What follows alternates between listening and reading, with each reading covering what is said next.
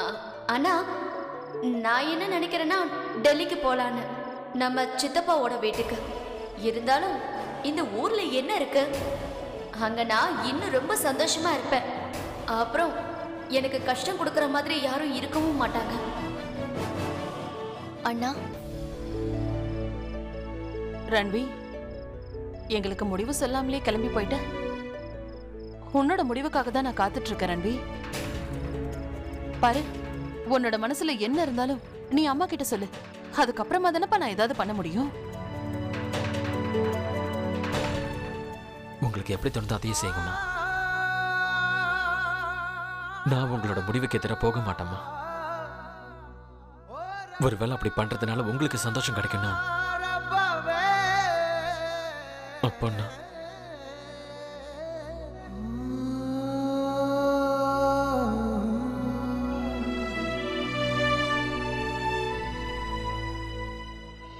இது நல்லாவே வேலை செஞ்சுட்டு இருக்கு மீரா. ரன்வி கல்யாணத்துக்கு சம்மதிச்சிட்டான். ரன்வி கல்யாணத்துக்கு சம்மதிச்சிட்டான். கடவுளே, உங்களுக்கு ரொம்ப ரொம்ப நன்றி. மீரா, நம்ம போராட்டம் இப்ப கடைசி கட்டத்துக்கு எட்டி இருக்கு. நீ வேணா பாரு, நாம 2 பேரும் சேர்ந்து ரன்வி அப்புறம் கௌசல்யாவை.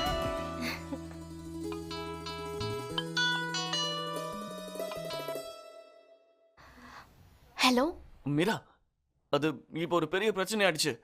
கௌசல்யா உண்மையிலே டெல்லிக்கு போக விரும்புறா. என்ன? ஏய், நீ என்ன சொல்ற? எனக்கு என்னமோ உங்க அண்ணனை வெறுப்பேத்ததான் இப்படி எல்லாம் சொன்னாங்களோன்னு தோணுச்சு. ஐயோ, நானும் அதைத்தான் நினைச்சேன்.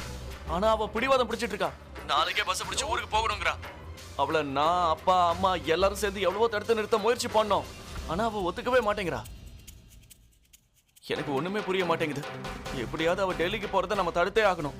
ஐயோ, எனக்கு என்ன தோணுதுன்னா அவங்க கோபத்தாலேயோ வேதனையால தான் இப்படி எல்லாம் பேசிட்டு இருக்காங்கன்னு நினைச்சேன். ஒருவேளை நாளைக்கு விடியறதுக்குள்ள அவங்க மனசை மாத்திக்கலாம். அது எப்படி அவங்களால போக முடியும்? எனக்கு தெரியும், அவங்க அண்ணனை ரொம்ப காதலிக்கிறாங்க. எனக்கு என்னமோ அவங்க போவாங்கன்னு தோணல. நான் இப்போதைக்கு போனை வைக்கிறேன்.